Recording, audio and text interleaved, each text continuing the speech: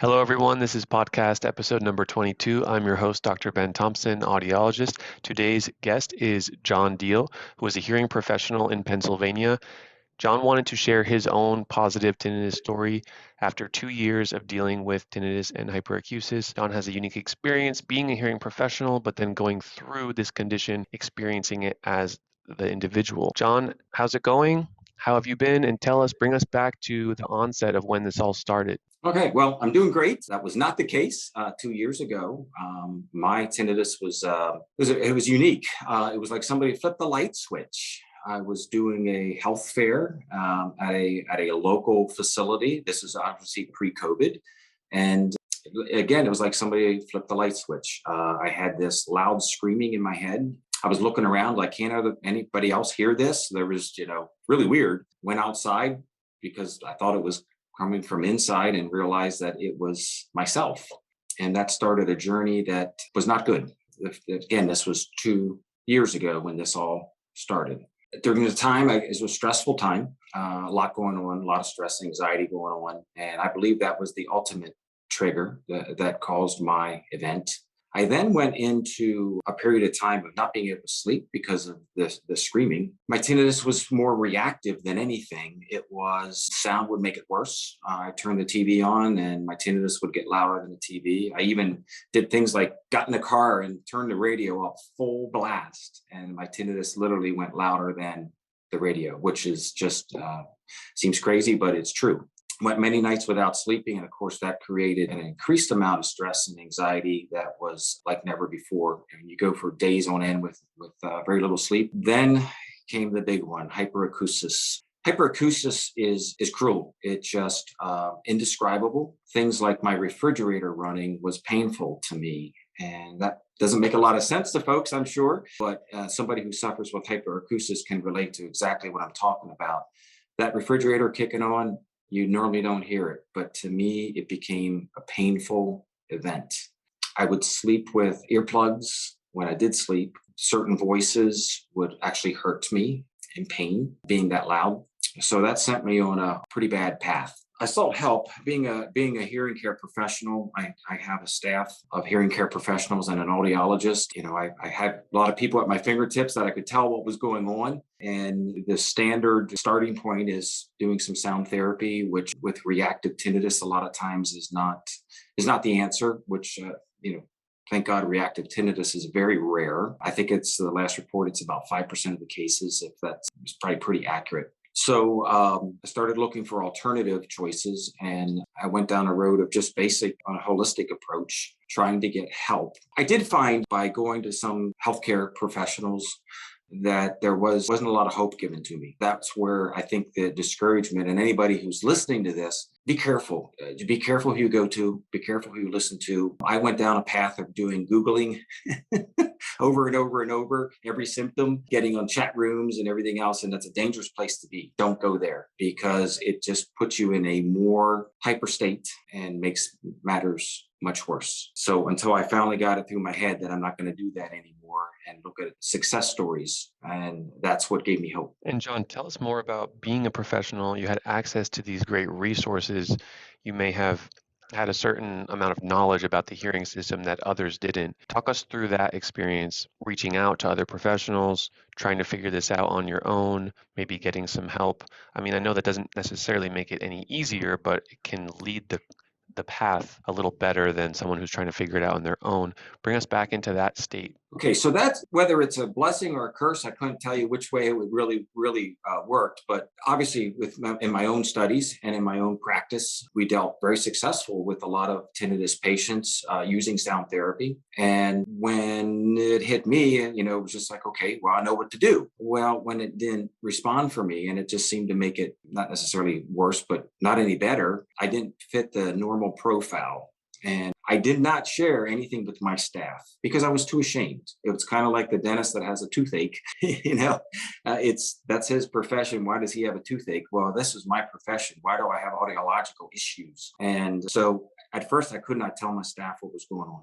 They knew there was something wrong with me, but they didn't know what it was. I eventually broke down to a point where I did share it with the audiologist that's on staff with me, who was very compassionate and kind. Basically told me that, you got to work through a couple things. Let's try a couple things. And I can't really say that there was any one particular thing that I know helped me. I think it was a everything it combined. It was trying to find out what calms me down. Simple things like getting a massage once a week. It was a big player of calming me down because I was in a state of panic all the time. Learning to make friends with my refrigerator again. That may sound crazy, but I had to learn to make friends with that thing again because it hurt me. And when that thing would kick on, even to this day, when that refrigerator kicks on, I do take notice that it's there. I don't get upset with it anymore. I don't want it out of my house, but it does bring back memories. And so being in the profession, yeah, it had a humbling effect having to reach out to other folks because I knew it was above my head.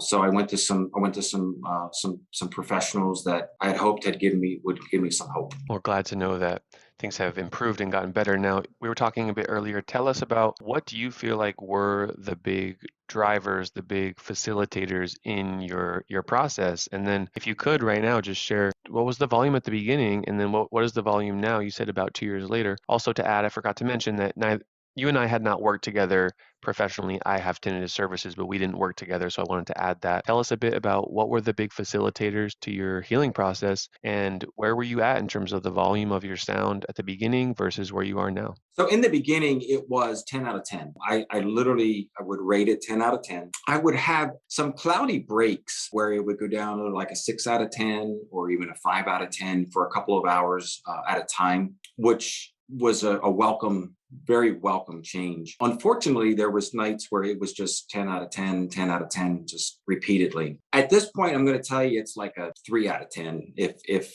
and it doesn't bother me. It's one of those things where, everybody, if you think hard enough and concentrate hard enough, you'll hear some sort of sound going on in your head. That's a given. Where I was at and what gave me hope was about 6 months into it, I started to get these cloudy breaks that would last a day or a half a day, or sometimes even 2 days. I get these periods of where it would go down to a level 4. And that was after 6 months of eating a very clean diet, eating lots of organic foods, organic vegetables, no processed foods. I was coached through a dietitian who was just a godsend to me. I did cut down on salt, no sugars. Only natural sugars through fruits, and they had to be organic. Lots of eggs and proteins, lots of meats that came from a local butcher shop instead of getting it from the grocery store because I knew it would be fresh. And 6 months of that is when I started to see quite a bit of difference. I did a lot of other things that probably didn't help, but when you're desperate, you try anything. Any little tip anybody would give me, anytime I would jump on it right away. But really, nutrition played a very, very big part.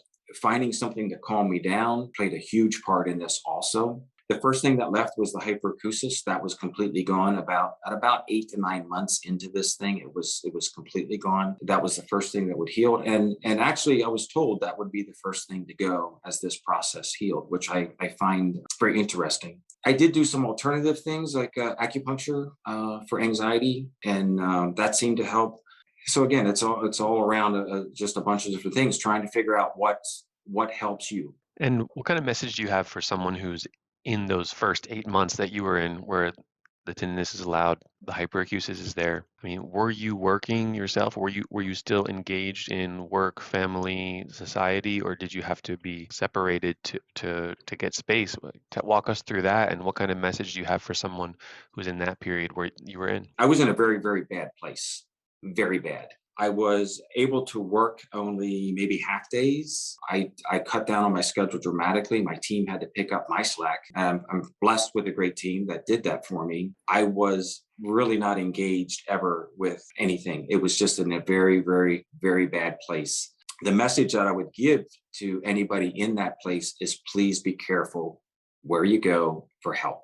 stick to positive stories and immerse yourself in positive stories. There's a website that I went to a lot. It's called Anxiety Center, which is a Canadian firm that was just absolutely a blessing because they have a lot of articles on the subject of what, being in an anxiety state can do to a body. And again, that was a godsend. I read things like that. I would read things that showed a way out. And again, but in the beginning, I didn't do that. In the beginning, I didn't. So I'm sure my suffering lasted longer than it needed to. So that would be the message I had. Be careful.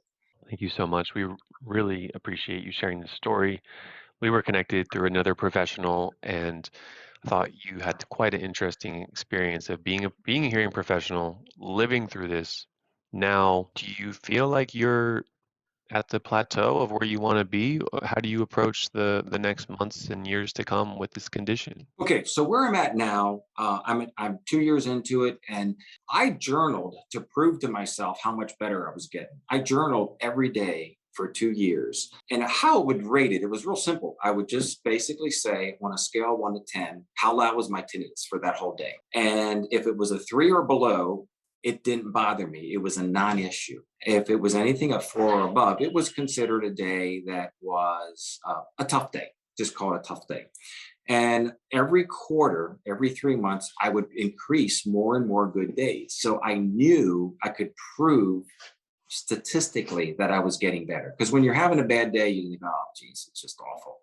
But now, if I have a bad day, it's like, okay, it's okay because the good day's coming tomorrow, or it's going to be the day after that. I'm going to have a stretch of good days. So journaling is fine. And I journaled everything I ate for a while to see if there was a direct connection. I never found that direct connection. It was a long-term connection, finding that eating a clean diet. So it was like some lifestyle changes, taking a day off of work, not working, 6, 7 days a week, spending more time just chilling. Take those few moments during the day. A stressful day is okay, but take a few moments to just sit and chill for a minute.